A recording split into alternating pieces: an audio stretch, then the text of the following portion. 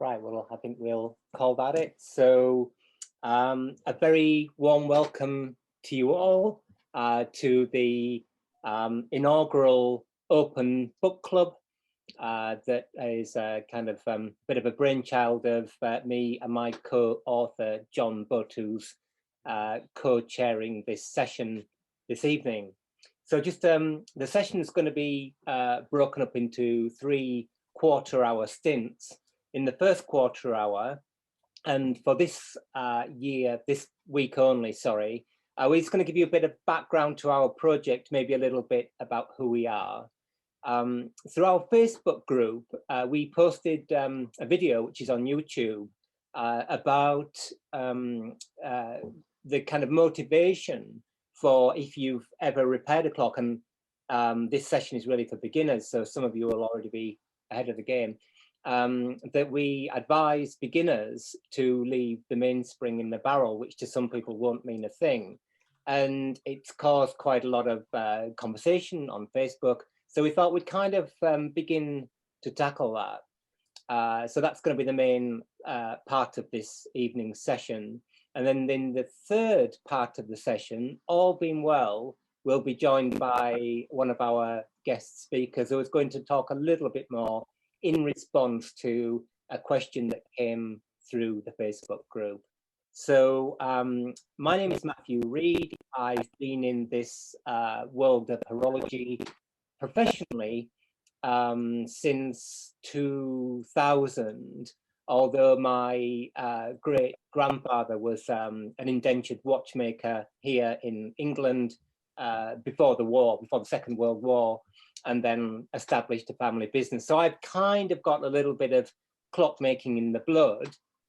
And but it wasn't, as I say, until I was about 30 years old that I kind of got professionally into clockmaking. And I ended up working at West Dean College, which is a clocks and craft skill training college in the south of England, where I met John and other students. And over the sort of weeks, months and years, we realized that we felt that there really wasn't a publication that was sort of open to us that was really for beginners in getting started in clockmaking. Lots of specialist knowledge, lots of journals and so on. So we started to write a book actually about French clock repair. And I think I'll just hand over to John for a few minutes, if that's all right, and he'll kind of fill you in on the story. Yeah, hi, I'm John Butt. As Matthew said, I'm the co-author of the book. And yeah, we started talking quite a long time ago now. I mean, it's really about 10 years, believe it or not, that we first started talking about this. And we felt that there was nothing, there didn't seem to be any books out there that would enable you to work on your own at home and to actually do a clock project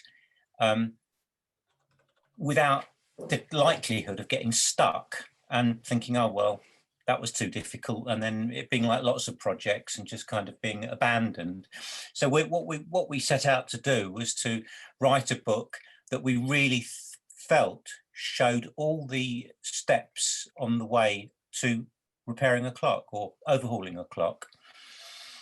And as Matthew just said, it started out by being based on the French pendule de Paris type clock, with the kind that you've probably seen with the round movements. They're quite common in this country anyway. We realized after quite a long time that there were quite a lot of aspects to the French clocks that were probably not good for the starter. They weren't very good for a beginner because the pivots were too fine and things like that. And we wanted people to be in a situation where if they did something wrong, they could probably recover from it. So what we decided to go for, well, I'm actually, as it happens, I've got one of the striking Enfield movements here, but we decided to go with the single train Enfield movement. That's volume 1 of our book, and volume 2 is going to be dealing with the rack striking version of that, which actually are a lot more common. Is there anything you want me to say, Matthew? No, I think that's great, John. So to cut a very long story short, we've been writing together now for 8 years. We started in 2012, I believe, and we've actually kind of got 5 books in train. And this one that you see in front of us here is our first effort, as it were. Now, I don't know, I see a few of you from the States, and in terms of whether these clocks are available there, I guess there's something similar. But as John said, our motivation here is that getting into horology, when I started, I found that it was kind of really expensive as well. And I went to the British Horological Institute, who were great, but there was a lot of talk about lathes and milling machines and stuff I just didn't know anything about. And I thought, whoa, this is great, but you know, I can't get into that as a beginner. I really need the lowest cost place to start. And as John said, here we went on the internet, on internet auction sites, and we found that these clocks here were actually relatively readily available. In England, they cost between about 20 and 40 pounds. And in fact, for tonight's session, this leads directly into this question about taking the mainspring out of the barrel, which we'll deal with in the second kind of 15-minute slot, because we discovered that you can disassemble and clean one of these Enfield timepiece clocks relatively inexpensively. But the one thing that'll really kind of stop you in your tracks is removing and refitting the mainspring safely, because the mainspring winder might cost you, I don't know, I just looked online yesterday, a couple of £100, £250. Maybe you can make one yourself or something, but of course for the beginner who doesn't know anything about horology, hasn't got a shop, that's not an option. So in the book, to caveat things, there are two there's an appendix which shows what I'm going to demonstrate this evening, and that is how to take the spring out and put it back. I'm going to use traditional kind of English pattern mainspring winder, which has got its shortcomings anyway.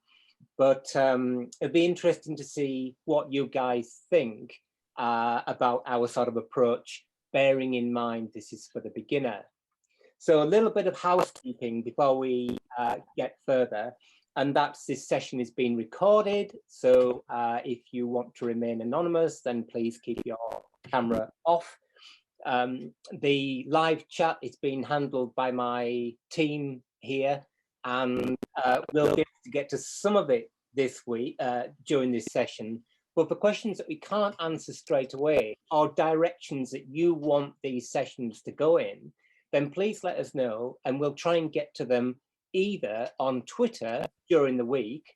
If there's a really great question, we'll make it the subject of next week's meeting, or you could also join our Facebook group, which is a kind of more of a forum and a sort of free form thing. As we said, this is new to us, and we're just going to see how it goes and see if there's a kind of wider need for this kind of thing. So I'll just begin, move our book out of the way, by just looking at one of these little Enfield clocks. So very straightforward, if you like, mid-20th century, in this case, European, British-made mantle clock with a timepiece movement. So for the beginners out there, a timepiece movement is really kind of the simplest form of clock, mechanical clock you can buy. It doesn't have any striking, it doesn't have any date mechanism, it purely tells the time. And as I said before, you can kind of pick these up on eBay or other auction sites for between about 20 and 50 pounds at the moment. And the great thing is that they're pretty consistent in their manufacture. And again, this is one of those points that some people might find quite controversial, but if you really get stuck, let's say, for instance, as a beginner, there's a wheel that's got a broken tooth or a broken pivot or some pretty major operation that's really for more developed practice, you could get another movement, and to a degree the parts are interchangeable, which totally isn't the case for 18th and 19th century English clocks, and even the pendule de Paris that John mentioned earlier. They kind of look similar, but the parts typically are not interchangeable. So let's just have a look at the anatomy of one of these movements. The one I prepared earlier. We have actually sent one another parts for these clocks in the post, just to check that we're right about the interchangeability. You can actually exchange. I think there are one or two different movements where this value, the in-between plates movements, changes as they develop the thing, but pretty much they remain the same. As you can see, if you're a beginner, I imagine this looks like really complicated. To you, experienced clocks people out there, of course, we recognize all these parts.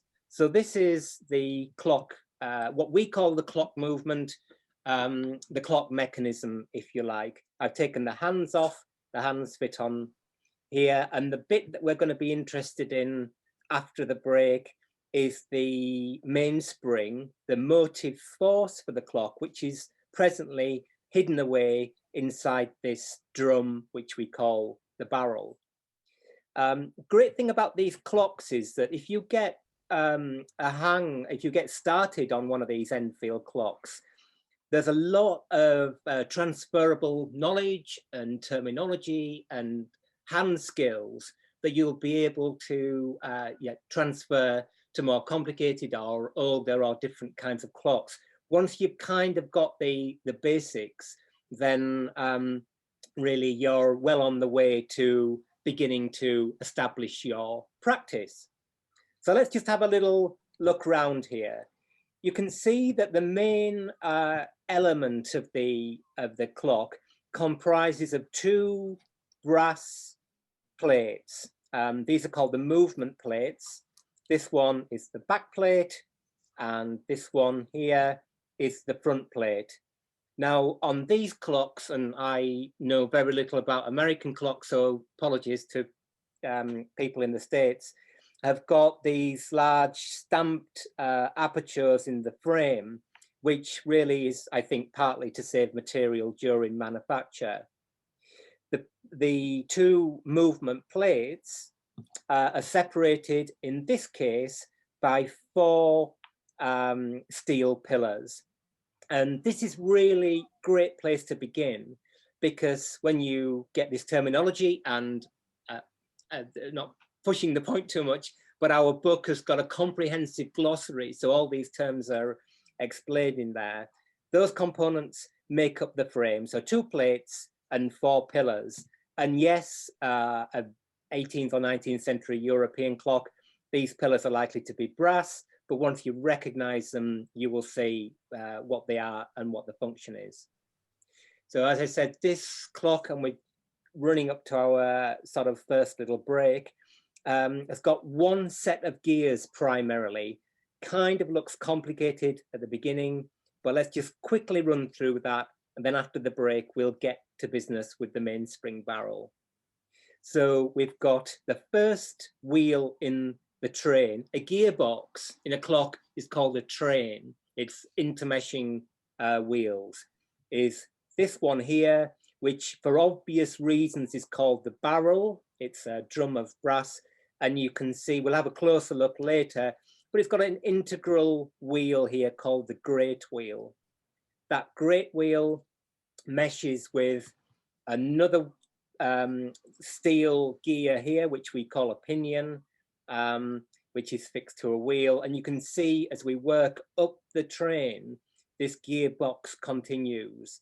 This intermediate wheel meshes with the wheel that carries the hands, and then this next upper intermediate wheel, and then finally, we can just about see in there, maybe there's a wheel with different shaped teeth called the escape wheel. Now, I understand for the beginner, this is a whole lot to take in. But as you disassemble the clock and look at the interaction of these parts, it will slowly become apparent how they work. And really importantly, the kind of dynamics of handling the parts. You know, we've started with something here that's relatively robust. And as you develop your practice, you'll be able to move to finer clocks, as John said before. So that's a very, very quick look around our Smith's Enfield mantle clock movement, because that's already quite a lot. We're going to take a break now until 20 past. It's about 16 minutes past now. Team, yeah, team, they're all nodding. So we're going to take a short break. We'll see you back here at 20 past, and then we'll tackle what's going on inside this mainspring barrel. Keep up the live chat during the break. I think we're responding as we go along. And you might want to check out our Twitter and Facebook pages as well. So see you back here in a few minutes.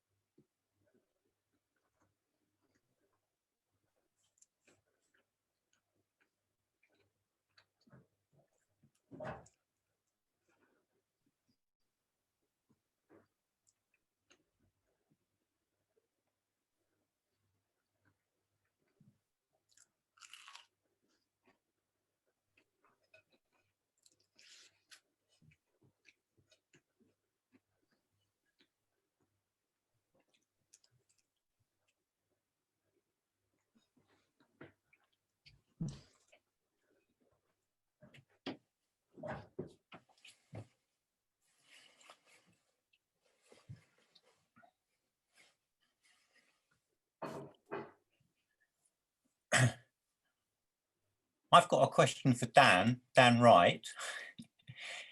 Can you hear me? Yeah, I'm here. Yes. The way your background works in your picture, have you got some kind of chroma keying thing going on there? Nope. No, this is just the built-in background. So in Zoom, if you go down to where it says stop video, right, and you click on the little up arrow. Oh, it's done by Zoom, is it? Oh, right. Yeah, okay. and then there's a thing that says choose virtual background, and you can upload any picture. Oh, put any picture you want in there. That's Dave has just demonstrated. Yeah, and then you can do it. Now it is tricky with the lighting. If you have lighting, if your lighting in front of you isn't bright enough, you'll disappear. Like, yeah, well, that's it. When you pick up your mug, something strange happens to the picture. So I thought it was like that old-fashioned chroma keying. Oh, it's Yeah, not happening now. I think that because, yeah, there it goes. I can make it disappear. It's because of the white. I guess it's the light on here. It has something to do with the distance and the lighting. And I do have a little bit of a background light going on here too. So yeah, it's kind of tricky, but most of them work pretty well. Oh, thanks for that.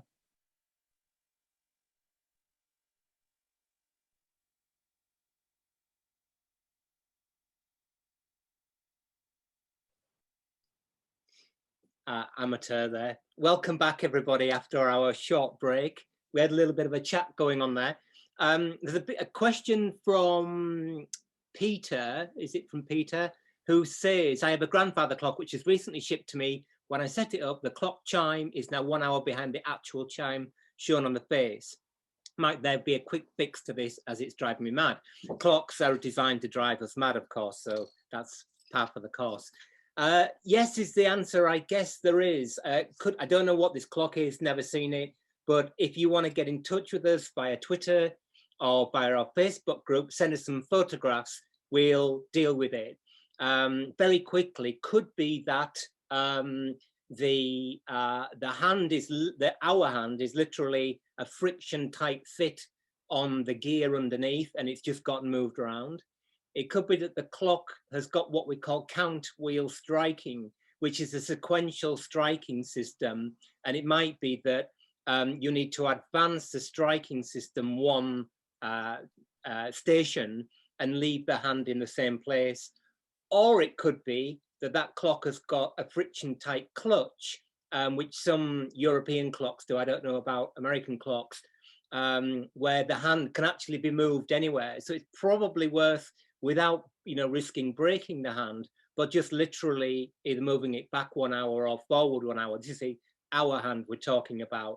Being careful, of course, because you've got quite fragile teeth and things under there. But get in touch with us through Facebook, send us a couple of pictures, and I'll try to give you more information.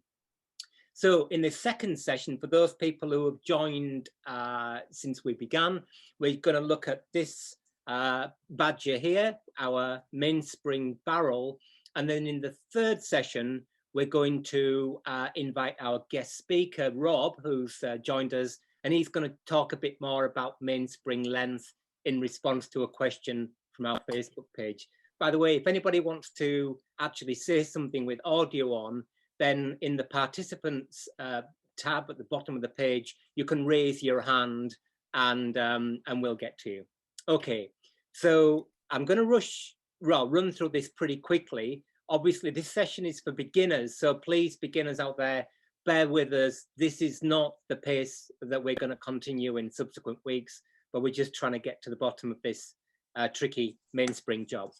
So here we've got our barrel, you may remember, which is obviously named, with our integral wheel in this case. These two components are manufactured together. This is the great wheel. The second component here is our barrel cap. You can see the tube of material, brass in this case, is closed off with a disc of steel. Now, often on European clocks, this is actually brass, which makes removal of the barrel cap easier. But I guess they made this out of steel because it saved a bit of money. You can see here at the center of the barrel cap is a brass insert, or bush as it's called, which is 1/2 of a plain bearing. And this bit is of interest to us because this is a semicircular cutout, was made by the manufacturer to allow us to lever off the barrel cap. The barrel cap isn't kind of soldered on or screwed on. It's literally a push-on fit with a thing called a snap groove to hold it in place.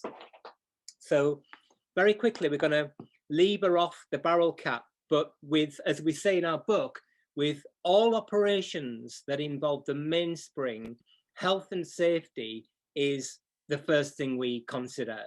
There's a lot of stored energy inside this barrel, and if that energy is released in an uncontrolled way, it can cause injury to property, but more importantly, it can cause injury to you, personal injury, which is why we say for beginners to leave the spring in the barrel in the first place.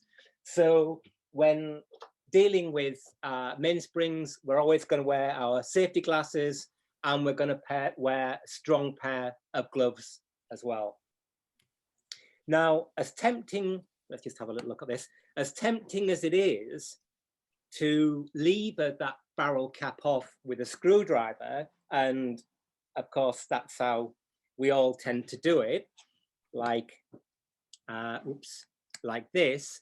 The problem with a screwdriver is A, it's steel and it'll tend to mark the barrel wall, but B, it's not actually the best tool for the job. It's very easy to slip. Those of you that repair clocks will often see scratch marks here where somebody's tried to maul the thing. So what I've done is I just made up a little tool out of brass, and this will help reduce marring of the barrel cap, but also you can see it just makes popping the barrel cap off as easy as you like. So when we lift the barrel cap away, you can see that this bearing here is extended further on the inside than it is on the outside. So make a note of that when you're refitting, otherwise you'll have a problem. So let's have a look what we've got inside here.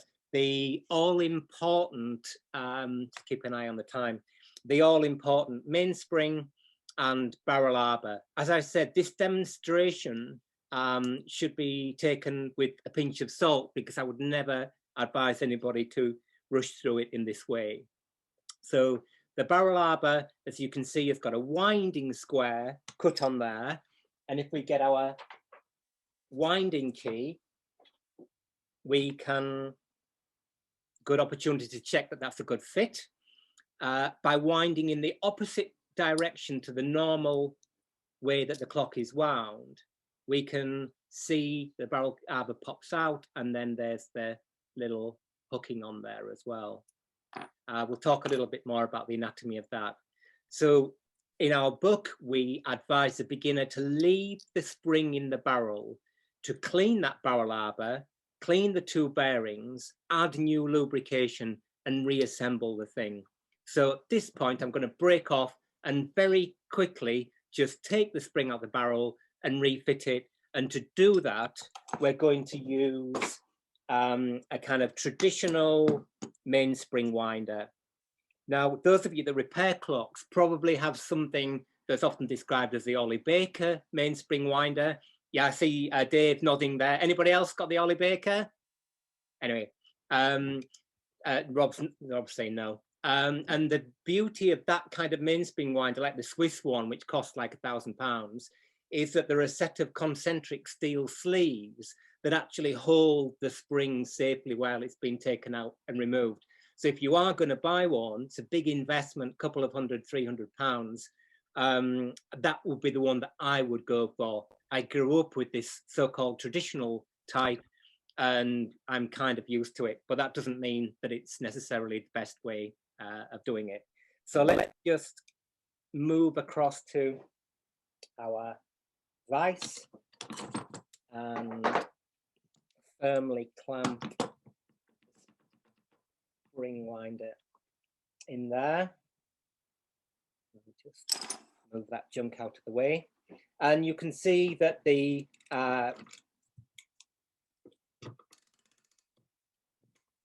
mainspring winder has got an arbor here that's a very similar diameter to the one from our clock, which is important. So bearing in mind how we're doing for time, we're just going to insert the arbor into the spring. And if there's any kind of wider interest in this, what I will do is I'll make a YouTube video of this whole operation and take a little bit more time over it. So wearing our safety glasses and strong gloves, we're going to use a pair of pliers that have been modified specifically for this purpose with radiused jaws. I don't know whether you can see that there, but again, there's a picture of this in the book and so on.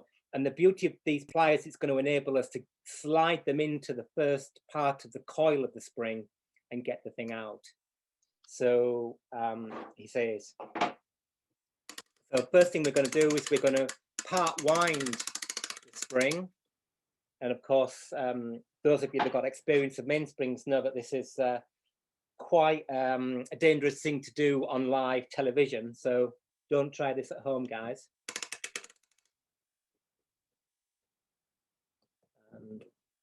Right, we've now gotten the end of the spring. We're going to just lift away the mainspring barrel, and now we're going to let the power off the spring.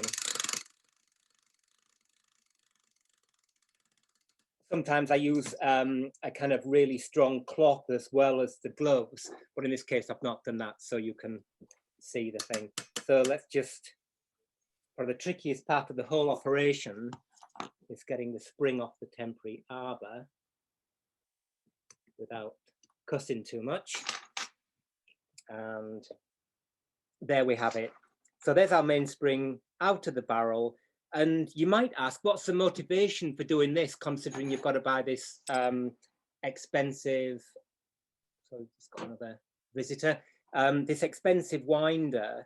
And that's to clean the spring thoroughly and to check here and the inner hooking of the spring that there are no cracks or tears or so on.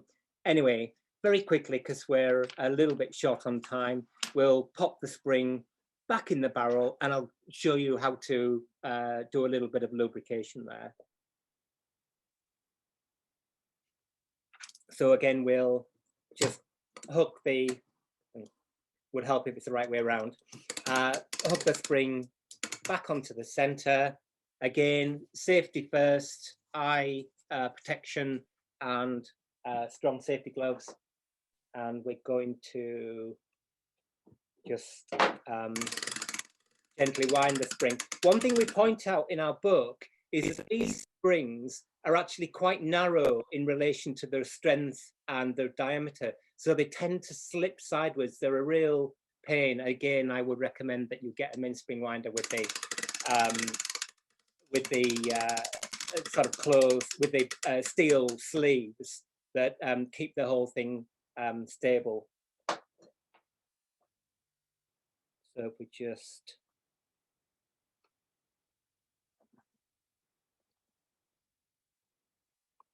grab the spring,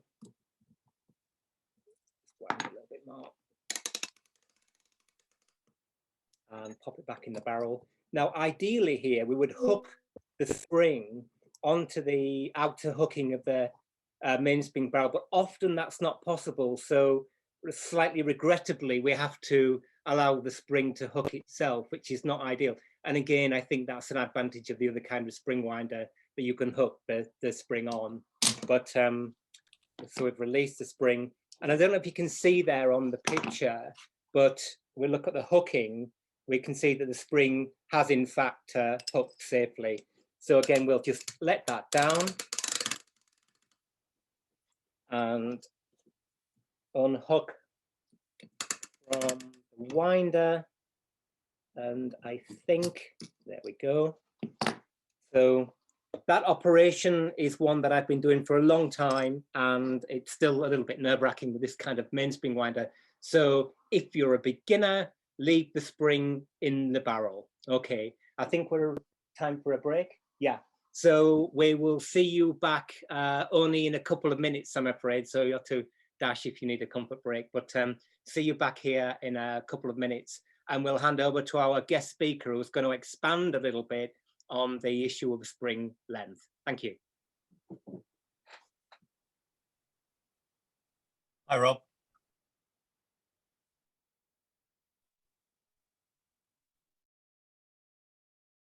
Hey, John, how are you? Not bad.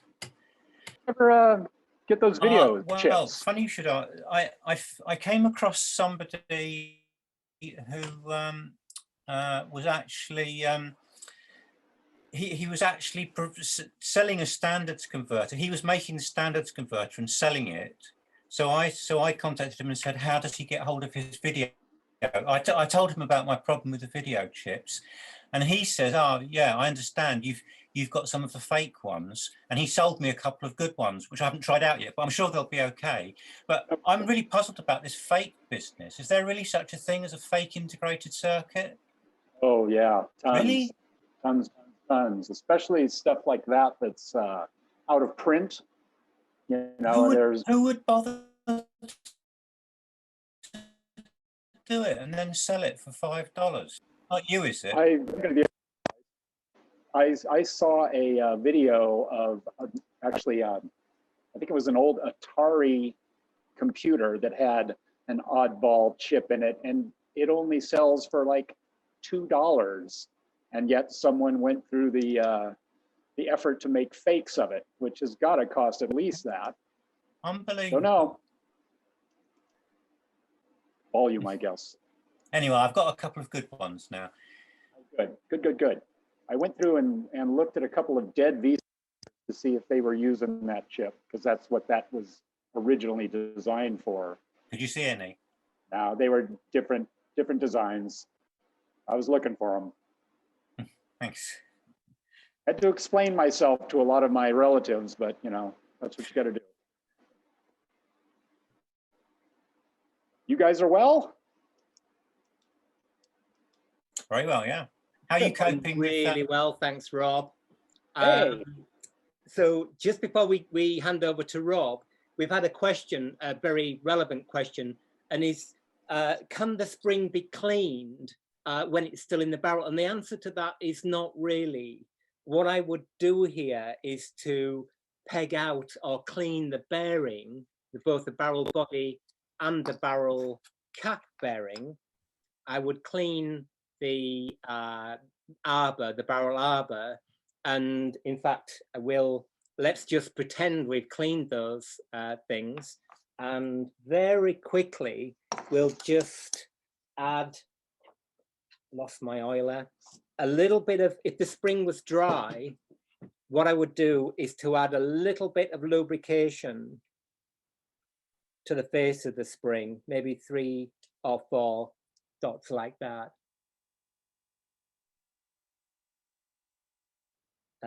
Like so. Now, some clocks people will see this as heresy, but as I said, we're kind of aiming this at the beginner. Then what I would do, this is when they... Somebody's asked what oil it is, Matthew. It's Mobius D5 here, which is quite a long chain, sort of gloopy oil. We'll just, that's not gonna, I might hook. Check that the barrel arbor is, can you type that, Rachel? Mobius D5. Yeah, if you put your questions in the chat, and as I said, if we can't get to them now, we'll get to them during the week via our Twitter. So we'll just pop this barrel cap on, then honestly, Rob, will be over to you. Sometimes you can put these on with your fingers and thumb, but in this case, we can't because it's made out of steel. So we'll just hop across to our vise, pop on some vise protectors, and then we'll just very gently, aligning the cutout in the barrel with the barrel wall, just really gently squeeze the barrel cap back on.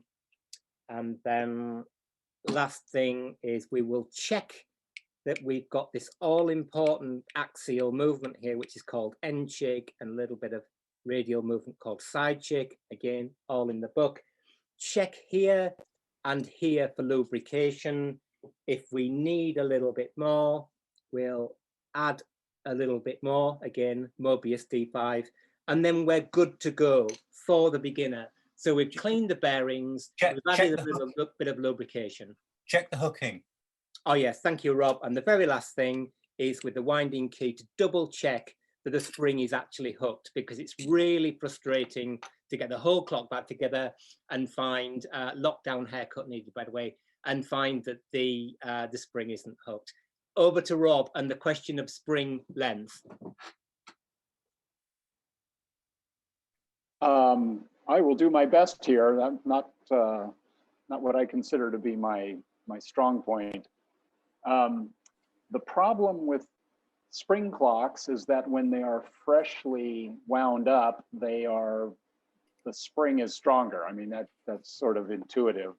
And that can affect how the clock keeps time. It may run faster when it's freshly wound than it does when it's wound down, or it may run slower when it's freshly wound, depending on the design of the clock. Way beyond the scope of this one. So can you put enough spring into that barrel, long enough spring so that the clock will run for as long as it's supposed to run? This clock here is almost certainly an 8-day clock, correct? So you need to put enough spring in there so that the gearbox, in order to make that clock run for 8 days or a week. Actually, it's 14 days. Is it really? It is, isn't it, Matthew? His microphone, Matthew. They were sold as being 14-day duration, a bit like the French clocks. But as Rob absolutely said, due to a crazy thing called escapement error, what you'll find is the clock runs slower in the second week. So people tend to wind them every week anyway.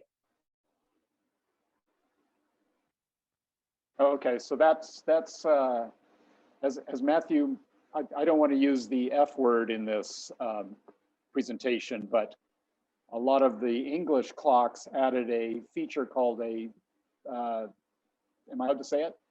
Oh. Okay, so anyway, a clock like this clock, there's no thing called a fusee to try to compensate for a strong spring at the beginning and a weak spring at the end. So the French, and in this case, a 14-day clock turned into an 8-day clock, you're basically using the middle of the spring, so it's neither completely strong or completely weak. That way you get a consistent timekeeping throughout the week or the 2 weeks, depending on how brave you are. Because the people that designed this clock made that barrel a particular size in order to hold a proper amount of spring and able to do this. And the strength, I think, is what someone with a ruler would call the width of the spring, right? Or is that the thickness of the spring? It's one of those, again, I don't know from a kind of stateside perspective, but somebody new to horology, I don't know what you guys do in the States, but might think that you go and you buy a spring based on its length. But in England or Europe, you don't, as Rob is alluding to. You buy it on 3 values. One is the height. So that's what we would call the width of the spring. Oh, totally confusing and designed to put people off clockmaking, of course. The other one is the thickness of the spring, which is the most important value, I would say. We won't go into that, which is how thick the piece of material is. And then the length is sold as the diameter, as Rob said, the diameter of the barrel. So there's a whole lot of kind of crazy in-group sort of dimensions that you have to kind of get around as a beginner. But that's what we're here for, to help people. Luckily, certainly in Britain, maybe a little bit less so in a lot of the clock supply places will actually reference, or you can look up what spring do I need for this brand and model of clock, which is very helpful. It takes that design machination out of the question, and you can just say, I need a spring for a Smith Enfield mantle timepiece, and they'll give you a part number, and that's the one you could replace it with. There's a whole lot more that goes into that. You could put a very thick or strength of string in there, but it won't run for very long because there's just not enough room to hold it. Or you could put a very, very long, thin, gossamer kind of spring in there, and it won't be strong enough to make the clock go. So there are lots of things going on in this case. For this clock, you want a strength of the wind all through the thing so the clock is keeping good time. Otherwise, you need to set it, you know, this is a religious question, but you could set it to where it's right in the middle of it, and it may be a little fast at the beginning of the wind, and it may be a little slow. It's not always the most straightforward thing, and as Matthew said, there are a few things that drive clockmakers mad, and this may be one of them. Rob, can I just ask you to step back a little bit, because those people who have got any exposure to horology will have read somewhere this kind of mythical idea that the spring should occupy a third of the distance. And if I just get my mainspring back, wherever it's gone, conveniently lost it. That the spring should occupy, when it's unwound like this, a third of the distance between the barrel wall and the outside diameter of the barrel arbor. So just that's what people hear. But so just go back to what you said about that kind of long, thin thing and what that means.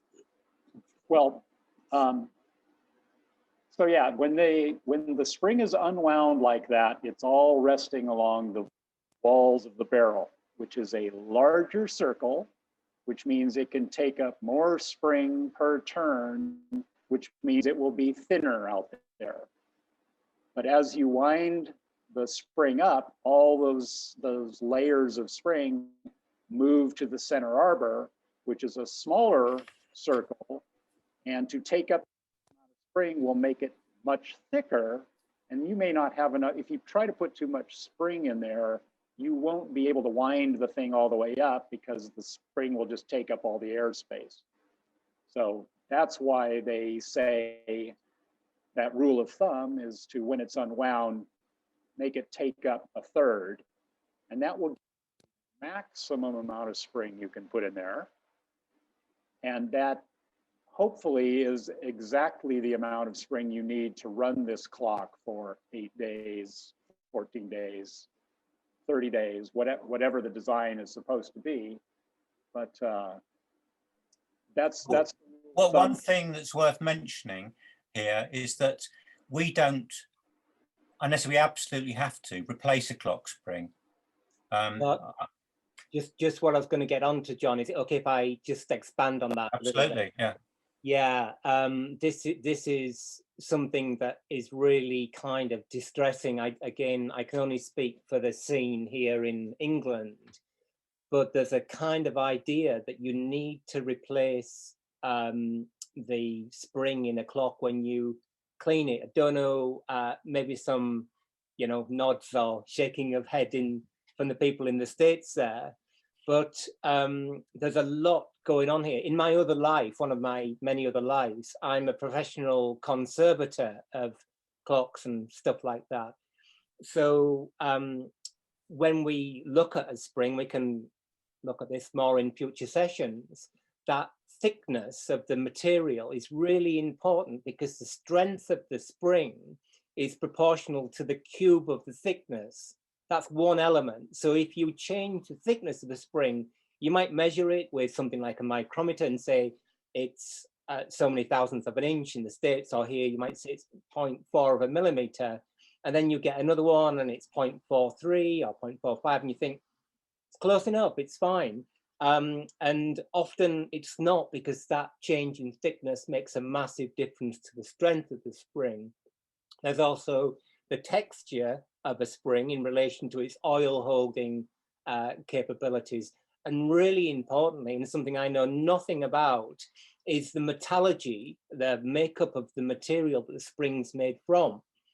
These clocks that we're looking at today were made in the middle of the 20th century. And I imagine that the change in technology between steel making from 1950 to now is massive. I don't know, I'm not in that field. Maybe somebody can, again, put in the comments. But when we start looking at 18th and 19th and 17th century clocks, then the change in steel making technology is obviously even greater. So you might buy a spring from a material supplier that kind of looks the right dimension, it's pretty much the same size. But the reality is that the way that that spring and the material performs can be completely different. And what I find in my work as a conservator is that often clocks are massively overdriven, that maybe analogies are always really dangerous, I think. But you know, you're going down the road in your car and you can hear a kind of clunking sound. So you put your foot on the gas a bit more. And maybe that's the thinking with a clock mainspring, that if you just fit a stronger spring, everything's going to be okay. But it's not. What happens is that the clock wears out rapidly, and sometimes you can even get catastrophic failure of teeth and so on. So as a conservator, what I'd be looking to do would be to replace a spring that was the least strength possible, and then like 15% margin or something like that. But of course, that's quite a tricky thing, because you need to have a conversation with the owner, and it can be more time consuming, therefore it's more costly. So it's not kind of that straightforward, really. But as John said, I mean, John, you're actually a commercial clock repairer, and you repair a lot of spring-driven clocks. I mean, just a kind of thumb in the air thing, how often do you need to replace a spring as opposed to kind of think you might do? Well, that's a really good question. That I think probably in the last 10 years, I've probably only ever replaced one. I've repaired quite a few. That's a really good point, is that although my little demonstration today was rather fleeting when the spring was out of the barrel, often you'll find with thinner springs, French clock springs, for instance, the pendule that John was talking about earlier, the end of the spring can get torn. It can break right through, in fact. But it's quite reasonable. Those springs were relatively long and thin to re-hold the thing. And again, people might be shocked, but on 18th century French clock springs, where the spring is signed, you know, sometimes an owner will only part wind the spring, because you can actually repair them and so on. So it's a much more complicated sort of answer than going to the supplier, getting a spring that kind of looks the same and sticking it in the barrel. So we've got another question here. Do springs have a natural life? A good question. Do springs have a natural life? Totally different. Try it, is what I would say. It's very difficult to see these cracks and things that cause failure of springs before they fail. So the answer is, if you're, I'll talk about conservation. I'm not a commercial clock repairer per se. Conservation is a risk benefit kind of process, cost benefit, risk benefit. If I look at a spring and I think, that spring is 250 years old, yeah, at some point it's going to break. If you keep running it forever, it's going to break. And what's the cost of that? Well, the cost of that could be damage to the clock, which is bad. We want to avoid that.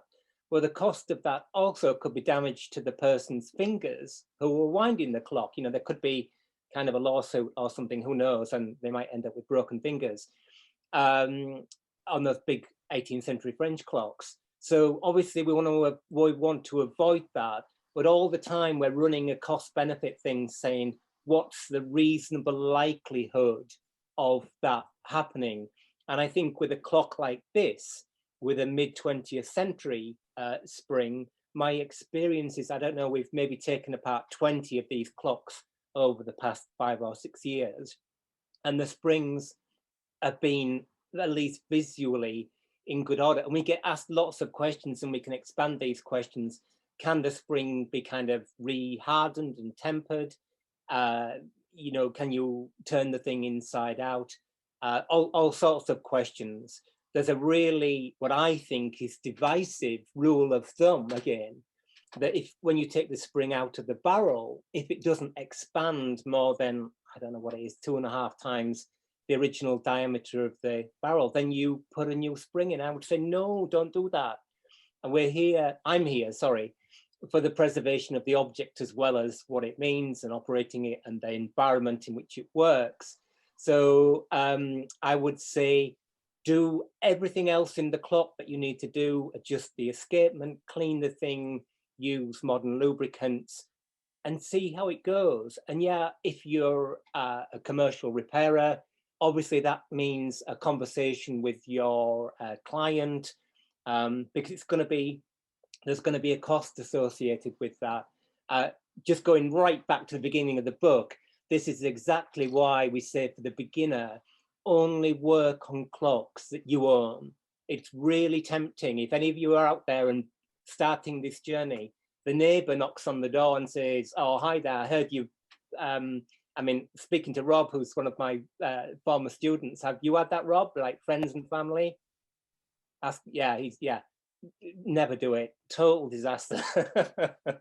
Because you know, you're then immediately compromised in the sense of being, you know, having to make decisions, which is fine if you're a professional, but these clocks are plentiful and, you know, they're available on the internet quite relatively inexpensively. So I would say, gain some experience, start with this clock, move on to a 2-train, i.e. a striking clock, then maybe a 3-train, i.e. chiming clock. Once you've done that and you've built up some experience and you've maybe acquired a few tools or made a few tools, then that's absolutely great. You can then decide whether you're going to take on commercial work and enter into that world of insurance and liability and professional standards and all that stuff, which of course is way, way, way beyond the scope of this meeting. So there we are. That was a really whistle-stop introduction to the mainspring. Thank you to John and to Rob there for his kind of overview of mainsprings, fraught with difficulty, as we can see. This session has gone obviously way beyond the scope of a beginner, so we apologize to anybody who turned up.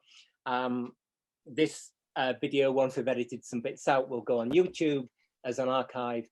And unless there are any desperate need for something else next week, we've had a few comments as we've gone along about the tools that we use, like beginners tools. So I think if you join us next week, we'd be delighted here at How to Repair Pendulum Clocks. Please come along, keep in touch during the week, and we'll get out an array of tools. I've been doing this probably not as long as some of you guys, but for 25 years or something, 20 years professionally, 25 years overall. And you are a bit obsessed with tools, aren't you? Yeah, as I'm sure many of you guys are.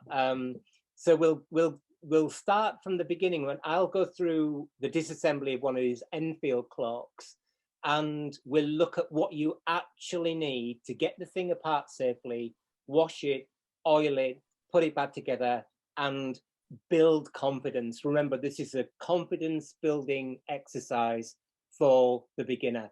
And for those of you, again, I can't talk about the States, but if you want to take this further, there's a British Horological Institute here in the UK, which have got a correspondence program, which is really great and comprehensive.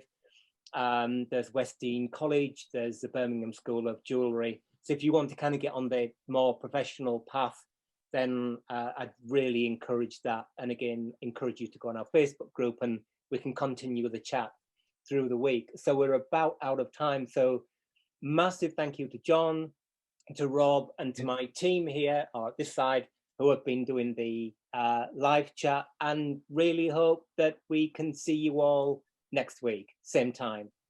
Thanks. Sure. Thank you. Thank you.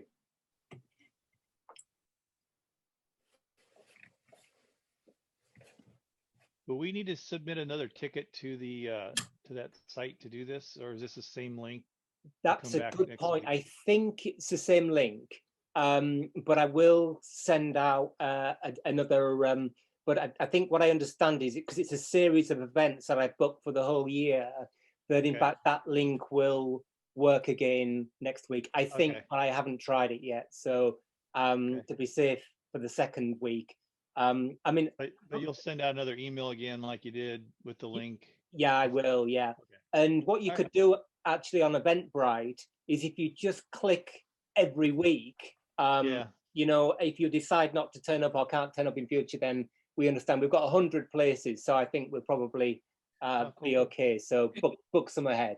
Can we ask the American contingent, can you get these clocks in America? Yeah, you can. Actually, I've got about 6 of them. All right. So get in touch with Dan if you want to buy a clock.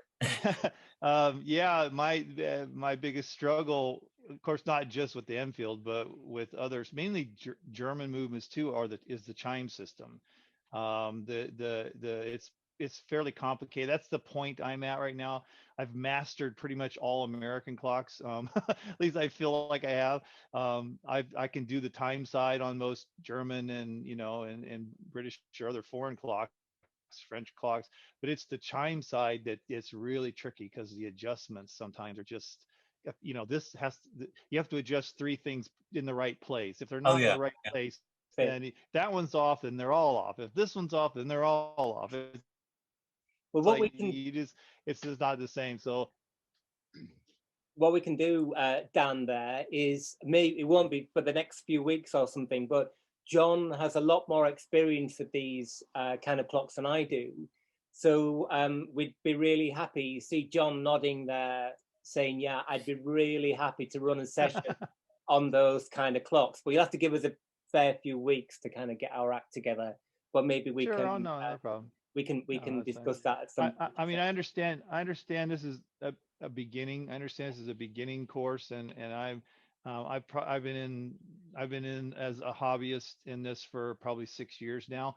I have done lately. I've been doing repairs for other people, but it's as I go through my collection or as I purchase stuff, and I get to a point years ago when I would buy something, I get to a point where I'm stuck.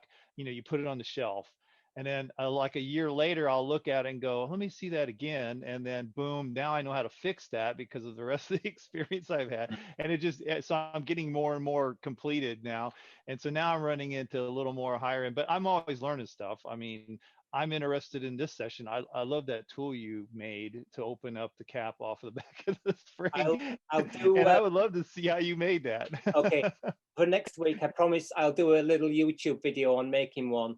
And I'll stick it up there and we can run through that next week. So I think we're kind of out of time. So massive thank you again for all of you guys for joining us, and for my team here who have been a great help. And thanks again to Rob. And we'll see you next week. Thank you. Don't forget to buy the book.